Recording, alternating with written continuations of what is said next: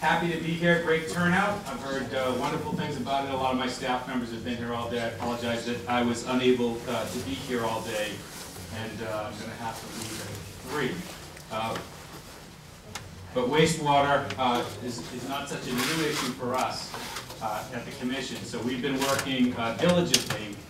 As some of you probably know, the Cape Cod Commission Act itself calls out for a regional plan related to sort of capital facilities and some wastewater issues.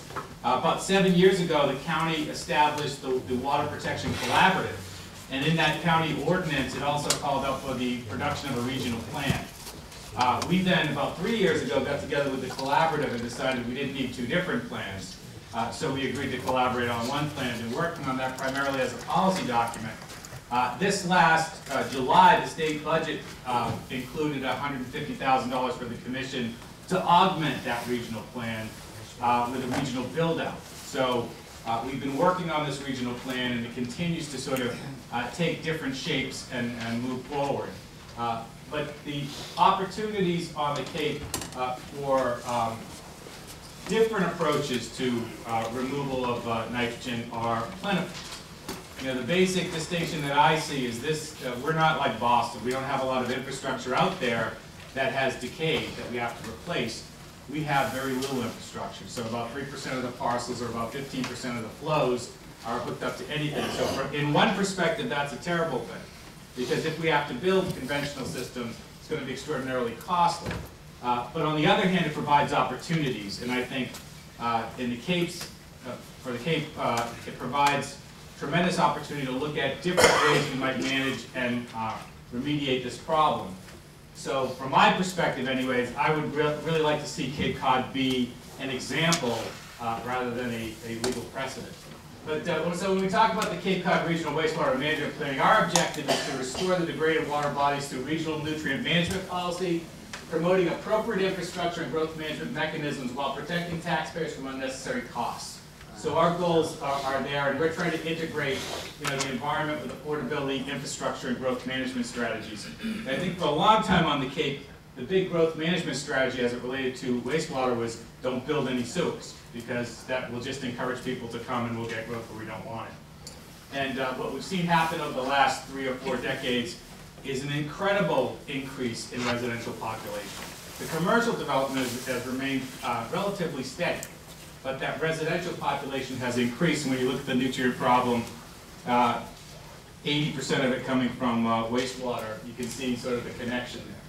So if we look at the Cape, we've got 106 watersheds that we've delineated, 57 embayments, 46 of which are nitrogen impaired, 2/3 of which cross town boundaries. And so this is our big blue and gray map, if you can see the shading there.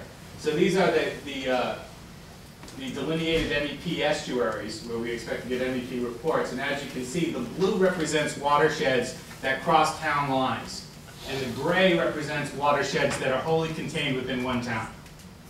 So if we want to environmentally deal with this, the biggest environmental issue that the Cape has, which is nutrient management, and do it in a cost-effective way, it's somewhat impossible to think that we wouldn't be looking hard at watershed management, real watershed management.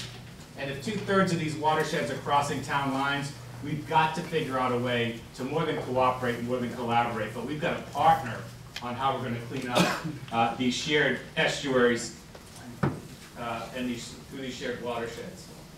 So again, year-round population on the Cape, 215,000 established in the last census. But as we know, in the summer, that population expands to at least 500,000, if not more. And this presents additional issues. We've got seasonal flow issues, which plays into some of the potential alternative technologies we might want to use. But it also results in a cost problem for us, a peak flow pricing problem. And I saw this in town of Barnstable where you've got peak flow for 4 weeks out of the year, basically the last 2 weeks of July, first 2 weeks of August. But you've got to build infrastructure to accommodate that peak flow. And wastewater infrastructure funding, as we all know, unlike transportation funding, is almost entirely carried on the backs of property owners. So this is from the MEP report, and it shows the nitrogen removals in those MEP watersheds where we have reports. So some of those white areas are areas that we know we're going to have issues, like the Bass River, for example, but we don't have a report yet. And you can see that we don't have a final report on that. But it shows you the percentage of nitrogen we need to remove from these watersheds. But what's more telling is when you start to look at the sub-watersheds. You can really see where those hot spots are, where we've got to take a lot of nitrogen out of those watersheds in order to restore those water bodies. And this is a look at existing facilities and groundwater discharge permits. So these are some of the existing sites that we have on the Cape. Again, not a lot of infrastructure. So the traditional engineering approach is sewers, a couple thousand years old. But if we sort of hypothetically looked at sewering all development on the Cape, this is what it would look like. That's an $8 billion number in order to do that. And you know, that only begins to account the miles of the piped and impervious surfaces that we would create from engaging in this effort. So we know we can't do that. So we have to find a different kind of approach. Now, frequently I read in the press what the county's position is or what the commission's position is on certain things. And often, I think entirely unfairly, we get typecast as sort of big pipe people. And that's never been part of the plan. So we know that this is not feasible in any way, and we've got to shrink that. So what we'd like to do is to promote a more sustainable approach, certainly. And it starts with smart growth and some of these growth management strategies. You know, we want to guide growth towards areas that are adequately supported by infrastructure and away from areas that need to be protected for ecological, historical, or other reasons. I mean, that's part of our charge and a big part of it. And there's no silver bullet to fit the multiple needs. There is undoubtedly going to be a mixture of traditional gray infrastructure and we hope some sustainable green infrastructure. There's no, as it exists now, no single technology that's permittable out there that's going to solve everybody's problem. But that's not what watershed management is about. You know, it depends on what the density is, how much nitrogen needs to be removed, and what technologies are available and are approvable.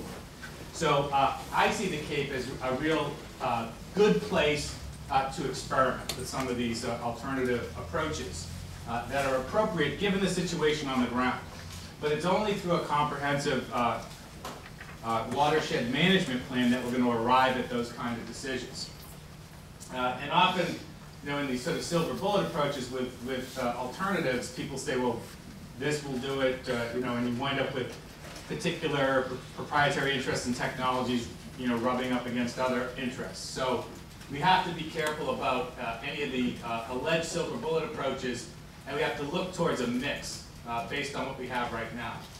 And so we also want to look at sustainability planning and the triple bottom line approach. So we want to consider people, the planet, and profitability in restoring the hydrological balance to sustain it long term. So this is important to us as the Commission when we think through some of the planning aspects of what should be promoted on the Cape.